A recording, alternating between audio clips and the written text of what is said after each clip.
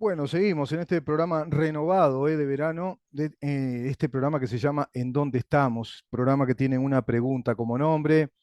Ya estamos en esta tercera parte de este día viernes. Un programa, te repito, muy renovado, con mucha información, mucha noticia fresca a analizar. Evidentemente hay vientos de cambio en América Latina. No todo es tan negativo, no todo es tan oscuro. Si bien está complicado el panorama, muy complicado, yo creo que está muy complicado acá en Uruguay, que estamos caminando hacia otra cosa. Estamos caminando hacia los regímenes que van cayendo de alguna manera. El fenómeno Javier Milei está ya repercutiendo en América Latina. Por supuesto que en los mercados internacionales, en la prensa internacional, todo eso tiene un efecto derrame muy importante. Y a medida que se vayan dando logros palpables, tangibles para su pueblo, para su sociedad, bueno, ese modelo va a ir contando con el apoyo incondicional de una gran parte del pueblo argentino en este caso, que va a ir arrinconando a una mínima expresión a todos aquellos acólitos, adoctrinados, inclusive beneficiados y militantes del modelo socialista del Foro de San Pablo para América Latina, me refiero al kirchnerismo camporista y a todas las agrupaciones políticas afines que han caído por el momento. No podemos decir más que esto. Es muy incipiente el proceso Milei, es muy incipiente una primera experiencia liberal en el gobierno argentino, digamos que definidamente liberal, porque esa disrupción que tuvo el régimen, digamos, populista, de un perfil claramente neomarxista de Cristina Fernández de Kirchner junto a su marido, que han sido 16 años, con una leve disrupción, pero muy tímida, muy leve, respecto a aquel gobierno de Mauricio Macri, que incluso no contaba con mayorías parlamentarias en el Congreso, sino tan solo con una tercera parte. En este caso, Milei viene con una propuesta estructural, radical, de un cambio que ya está denotándose a través del DNU, que ahora está en cuestionamiento por la Suprema Corte de Justicia. Y ya hay apelación de parte de los abogados del gobierno federal argentino respecto a esos reparos, a esos trancazos de la justicia argentina a este decreto de necesidad de urgencia que ya está surtiendo efectos, como les decía. ¿Por qué planteo esto al inicio? Y quizá esta nota no lleve tanto tiempo que lo de Vladimir Putin, esperemos que no, nos pueda quedar para una próxima, que está anunciado incluso, y sé que hay mucha expectativa de parte de todos ustedes. Les digo que hay vientos de cambio también en Venezuela. Está el fenómeno María Corina Machado, una liberal que hace años que viene trabajando también en ese país muy, muy castigado por esta dictadura chavista, por este modelo del socialismo del siglo XXI, el llamado modelo del socialismo del siglo XXI bolivariano, de acuerdo a todo lo mentado, lo pergeniado por ese teórico marxista que es el alemán Heinz Dietrich, que fue el mentor de Chávez y también de Maduro, a quienes llevó a realizar intensos cursos de doctrina marxista, marxista-leninista en Cuba. Cuba evidentemente es la casa madre de todo este fenómeno del Foro de San Pablo, desde aquella fundación que hicieran Fidel Castro con Ignacio Lula da Silva en la ciudad de San Pablo en el año 1990, trasladando luego el foro con una sede propia, con una locación física, sede, y desde ahí tienen también su emisión desde el hosting por internet de su página web o su portal digital en la Ciudad de México en el año 1991. Y a partir de ahí comienza a operar fuertemente, digamos que toda la línea estratégica, teórica y práctica en las tácticas y estrategias políticas para ir perpetrando el modelo del socialismo del siglo XXI en América Latina. Eso es el Foro de San Pablo. Y no como dicen tímidas cadenas de prensa, increíblemente como la BBC de Londres, que llega a hablar de que tan solo se trata de un think tank. Un think tank es una organización de intelectuales que colocan por lo general sus trabajos intelectuales de campo, desarrollo de esas disciplinas intelectuales en el uso crítico para ir generando masa crítica en la sociedad respecto a grandes temas vinculados a políticas públicas en distintas áreas, modelos de país, el modelo cultural, incluso el modelo cultural político, etcétera, inserción en el mundo, la política internacional. Todo eso desde portales digitales, donde hay think tanks que obedecen a determinadas asociaciones civiles, como puede ser nuestra propia Libertas. Ya te digo, mirá, de paso, libertas.uy, ingresá y ahí tenés nuestro portal digital. Podemos significar eso, ser un think tank de un grupo de profesionales que estamos desarrollando análisis críticos de la realidad uruguaya y también de la región en Latinoamérica. Pero el Foro de San Pablo no es eso, no es un think tank. Eso es minimizar la naturaleza, digamos, preponderantemente internacionalista. Llegan a decir en ese portal de la BBC que muchos hablan de una internacional comunista cuando no lo es, que es un simple think tank. No, están muy equivocados. Es precisamente eso, es una internacional comunista para todos los países de América Latina y del Caribe. Y de ahí que hayan creado la CELAC, y de ahí que hayan creado la UNASUR, y de ahí que hayan creado la Asociación Latinoamericana y del Caribe contra la violencia, la discriminación y la xenofobia, de la cual es presidente Carolina Cose. Es muchísimo más grande. Hay nuevos planes del Foro de San Pablo orientados a Uruguay. Vamos a ver si llegamos ahí. Pero lo cierto es que hay vientos de cambio y tiene que ver también con este fenómeno derrame de Milei que de alguna manera está mostrándole a países grandes, como en este caso ya la ultimada Venezuela por una dictadura brutal que lleva 24 años ya.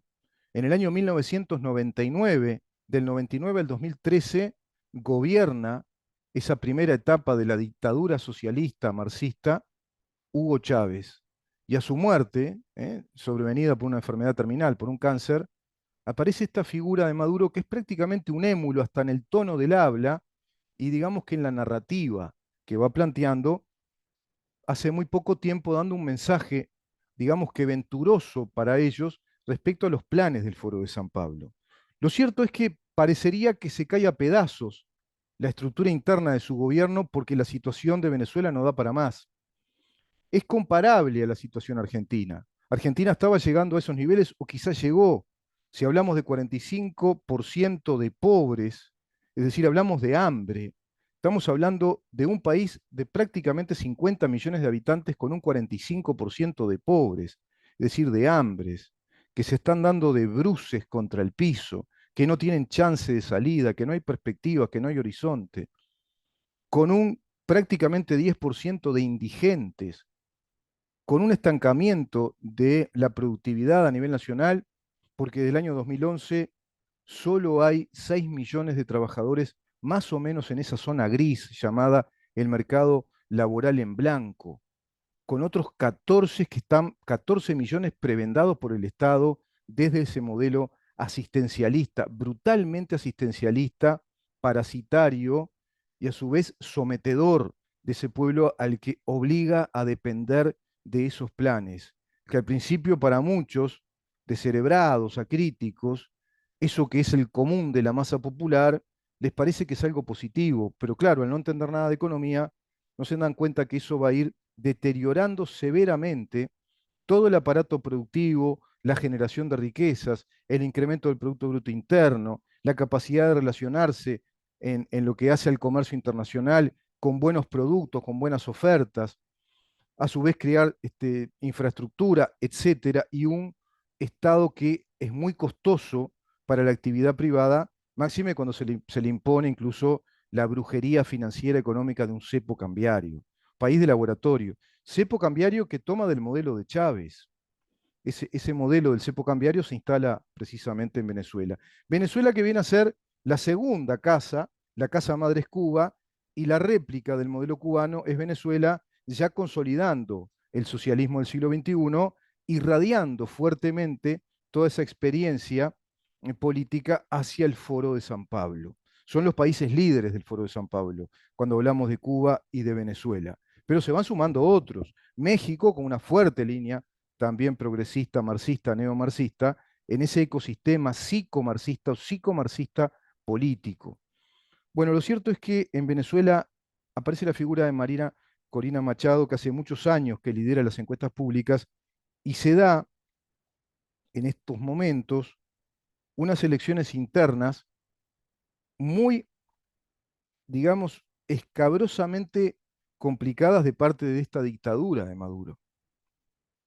Yo titulé esta nota Rebelión en Venezuela, el compás de la adhesión popular, por la liberal Marina Corina Machado. También una mujer que hace muchos años que viene trabajando. Te repito, se da un fenómeno muy similar al de Argentina, país grande, ya con la gente muerta de hambre, hambre, hambre en serio, sin un Estado que le dé soluciones, un Estado fallido, donde campea la violencia por todos lados, el crimen, un crimen organizado y desorganizado, más de 130.000 presos políticos y unas Fuerzas Armadas que se van organizando en la isla Margarita hace tiempo y están saliendo información, parecería, no está chequeada todavía la información, esto tomémoslo con mucho cuidado, vamos a ir haciendo un seguimiento desde los equipos de investigación periodística de nuestro programa, hacer un seguimiento y chequeo de fuentes si efectivamente se está dando un proceso de rebelión de parte de comandos militares rebeldes, que se calcula una cifra importante de militares organizándose en la isla Margarita, que seguramente estarán organizando también grupos paramilitares, formando a civiles que pretendan, digamos que, incrementar las fuerzas de esa rebelión popular contra la dictadura de Maduro. La liberal María Corina Machado, se perfila como ganadora de las elecciones primarias de la oposición, celebradas un día domingo en Venezuela, fue esto, cuando comenzaron a cerrar los centros de votación. Los expertos estimaban que alrededor de 1,5 millones de venezolanos participarían hasta ese momento en el proceso de internas organizado por la propia oposición. Estamos viendo un país paralelo, ¿no? Todas estas internas, tomemos en cuenta que están organizadas por la oposición, que es un conjunto de partidos que organizaron esto porque no cuentan con el apoyo y la asistencia técnica del Consejo Nacional Electoral de Venezuela. Es como si acá no contaran un grupo de partidos con la Corte Electoral y lo hicieran paralelamente. Bueno, tras meses de evasivas por parte de esta autoridad, que finalmente propuso a último minuto aplazar el proceso un mes para gestionarlo, y claro, esto trajo problemas logísticos, retrasos en la definición de los centros, la mayoría en parques, en plazas, en comercios y hasta en casas de particulares, así como la acreditación de los miembros y los testigos, los fiscales, por ejemplo, que controlen ese acto comicial. Los resultados deben anunciarse bien entrada la noche. Esto se publica en el portal El Comercio. Primarias 2023. ¿Quién está ganando las elecciones primarias 2023 en Venezuela? Se pregunta el columnista de este portal, de este periódico digital El Comercio.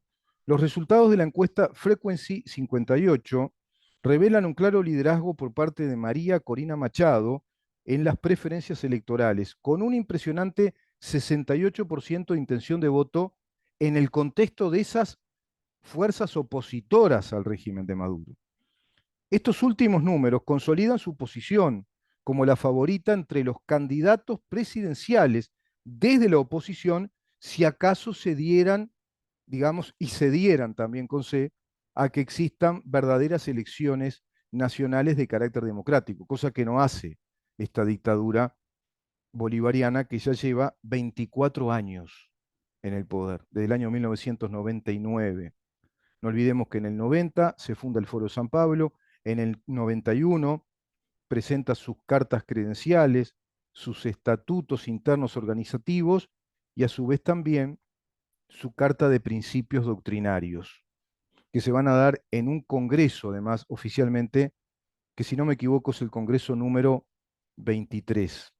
Recién ahí dan toda la carta de principios doctrinarios contra el antiimperialismo, contra el neoliberalismo, perdón, que son anti-neoliberales, anticapitalistas, antiimperialistas, y proponen democracias populares de participación directa, el modelo cubano. Proponen integraciones regionales, proponen federalizar a nuestros países, es decir, disgregarlos a través de comunidades o de naciones, como las naciones, por ejemplo, indígenas, de ahí el indigenismo de los teóricos neomarxistas del Foro de San Pablo, como Linares, por ejemplo, como Atilio Borón también. Por otra parte, convertir a nuestras repúblicas en estados populares sociales o en democracias populares sociales. Es traducido, desde ese neolenguaje marxista, traducido es socialismo marxista, socialismo del siglo XXI como el de Cuba. Lo cierto es que María Corina Machado representa un cambio radical respecto a todo esto, representa volver por el camino de la democracia republicana en Venezuela, la institucionalidad, el Estado de Derecho, los principios republicanos que deben ser sustentados por el Estado de Derecho, y un modelo económico abierto de propiedad privada que normalice la economía y que la abra otra vez a la economía de mercado, al modelo capitalista. Eso es lo que plantea María Corina Machado. Es decir, representa un cambio radical hacia el liberalismo y hacia el republicanismo.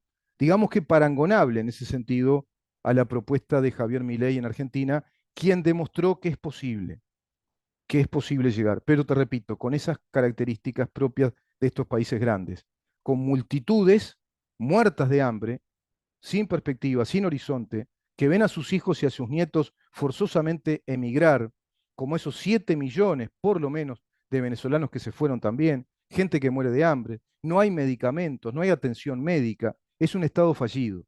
Se llegó ya al extremo, a la patología, al paroxismo del extremo de esa, digamos, psicópata ideología que se instala en el gobierno. En Argentina estaban llegando a lo mismo, y en un país grande, cuando hay mucho hambre, cuando hay migración forzosa, cuando no hay horizontes, y si hay un líder que catalice eso, Javier Milei en Argentina, si hay un líder que catalice eso, María Corina Machado en Venezuela, se dan todos los componentes, los factores, digamos que contribuyentes, coadyuvantes o integrados para que se provoque un cambio.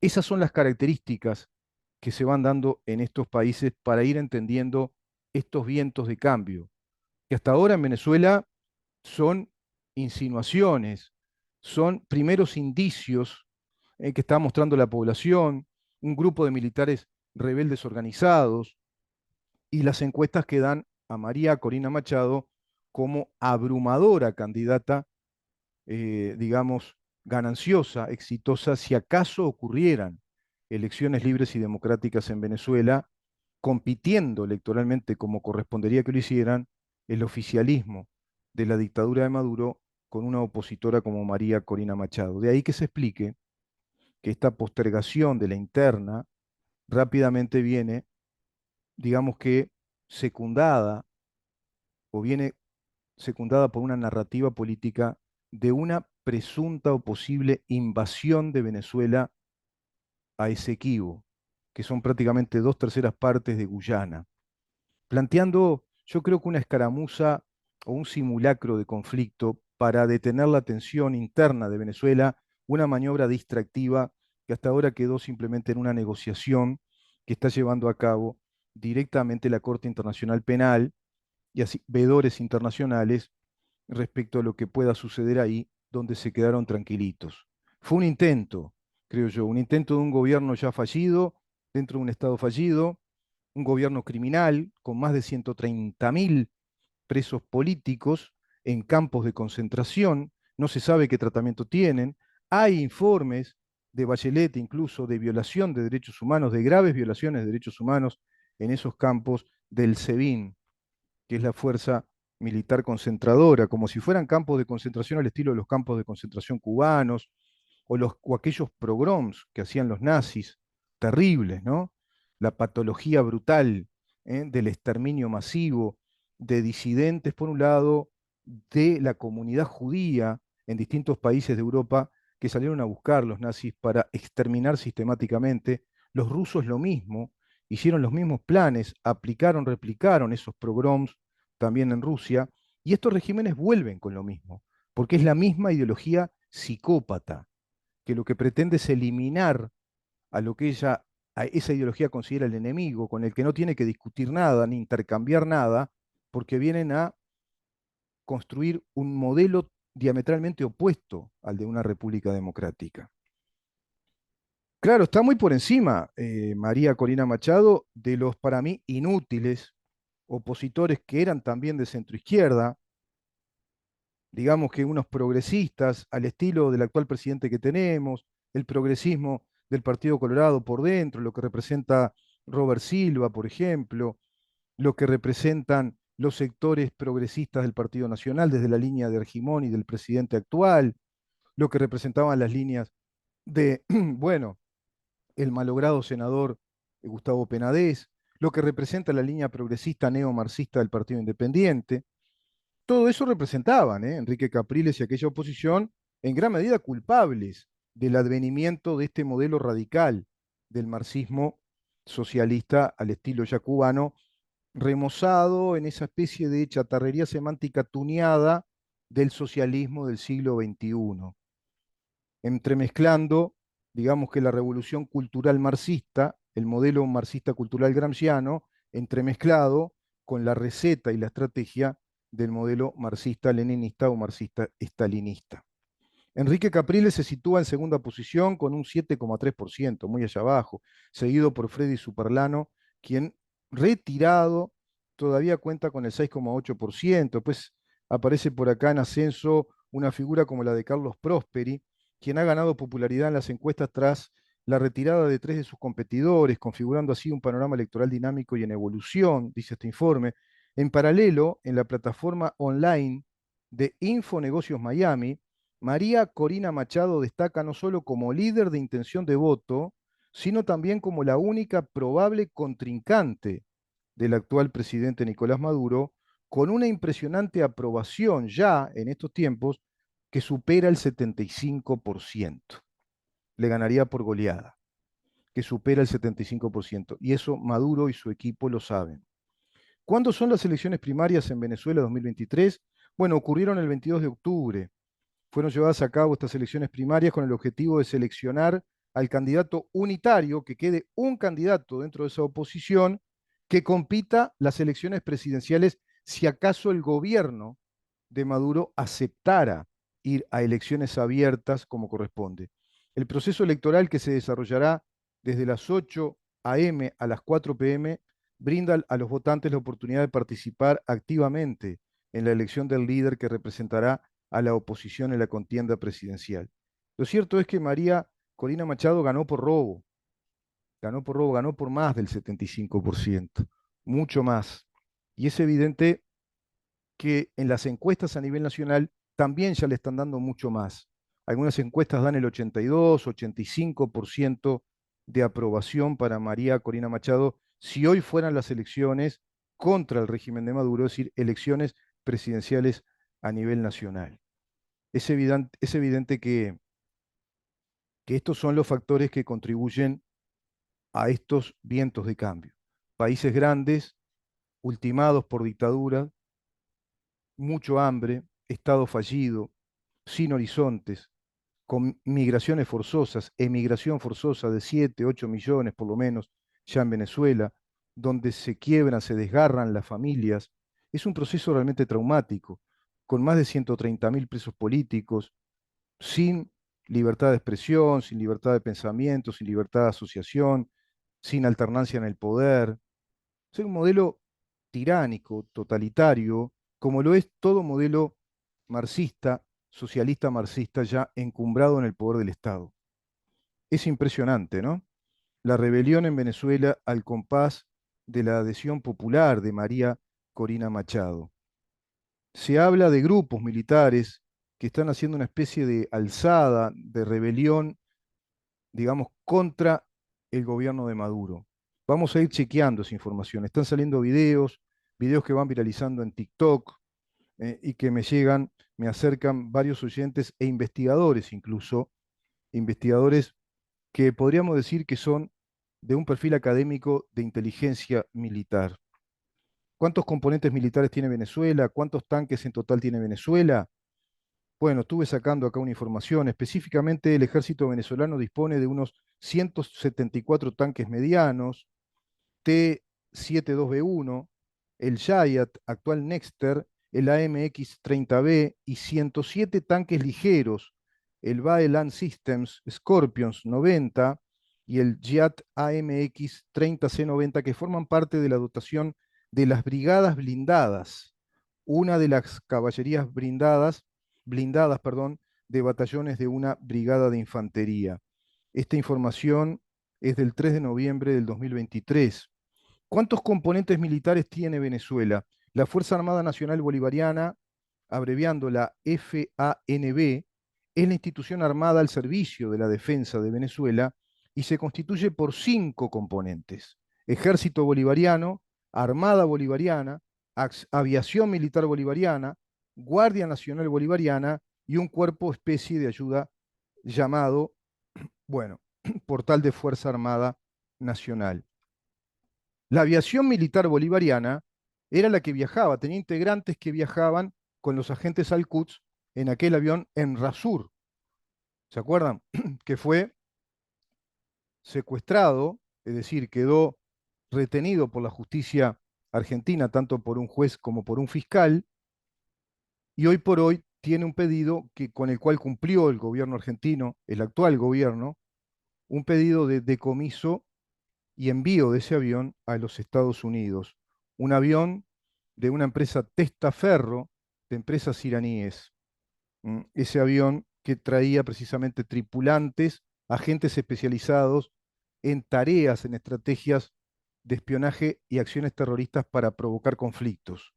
Habían 5 agentes Al-Quds muy comprometidos porque habían sido autores también de aquella asociación terrorista, una asociación profesional terrorista para delinquir contra el Estado argentino, cuando la explosión de la AMIA, con la que había negociado de modo muy turbio Cristina Fernández de Kirchner, y de lo cual tenía suficiente prueba, reveladora prueba, que la comprometía severamente a la expresidenta argentina Cristina Fernández de Kirchner, el fiscal Alberto Nisman, quien pronunció un día antes de esa acusación que iba a realizar directamente como fiscal de la Nación frente al Congreso, bueno, aparece curiosamente muerto en su apartamento. Esos mismos agentes vinculados a ese episodio, hasta la muerte de Alberto Nisman, los atentados a la AMIA, aquella explosión brutal de aquel edificio de la colectividad judía de judíos argentinos en territorio argentino, bueno, un agravio brutal que fue tapado todo eso por un acuerdo que planteó Cristina con la justicia de Irán y que la comprometía severamente. Bueno, esos mismos agentes aparecieron en este avión de Emrasur. Este avión de Emrasur que el gobierno uruguayo no dejó aterrizar para el repositorio de energía y de otros víveres y que tuvo fortísimas discrepancias con la actitud del gobierno, el Frente Amplio. Se acordarán ustedes que la senadora Sandra Lasso, integrante actual del MLN a través del MPP como senadora, ex militante del Partido Comunista Uruguayo, hija de un militar tupamaro, bueno, manifestó con total indignación cómo era posible que no tuviera un gesto humanitario el gobierno uruguayo de darles ese aterrizaje en el aeropuerto para el repositorio de combustibles, de comida y bebida que creo que solicitaban. Y en verdad se trataba de un grupo de agentes terroristas iraníes que estaban entrenando a venezolanos de esa precisamente aviación militar bolivariana, del avión de Emrasur. Fíjense en cómo se van dando todas estas conexiones, estos entrelazamientos de una compleja madeja, una red muy compleja, elaborada por esas estrategias continentales de esa internacional comunista rumbo a ese socialismo del siglo XXI que es el Foro de San Pablo, hoy también fortalecido por el Grupo de Puebla. Grupo de Puebla y Foro de San Pablo, que tiene hoy como pope, como líder máximo reconocido internacionalmente, nada más y nada menos que a José Mujica, quien apadrina a Yamandu Orsi. Vamos a una pausa y vamos a hablar un poquito de ese fenómeno Yamandu Orsi, esa cena que dicen que es para colaborar con su campaña electoral. ¿Cuántos empresarios habrá ahí? Qué lindo, qué interesante averiguar cuántos empresarios comprometidos con todo este desastre, con todo este proceso del Foro de San Pablo, Grupo de Puebla, que se cae a pedazos porque ultima a los pueblos, claro, en países grandes, y ya llegando al extremo del hambre, la descomposición social, sin medicamentos, sin energía, tierra de nadie, obligados a emigrar del país y a exponerse a todo lo que eso significa, porque hay muchos emigrantes o migrantes ilegales que andan deambulando por el mundo y que tratan de colocarse como pueden.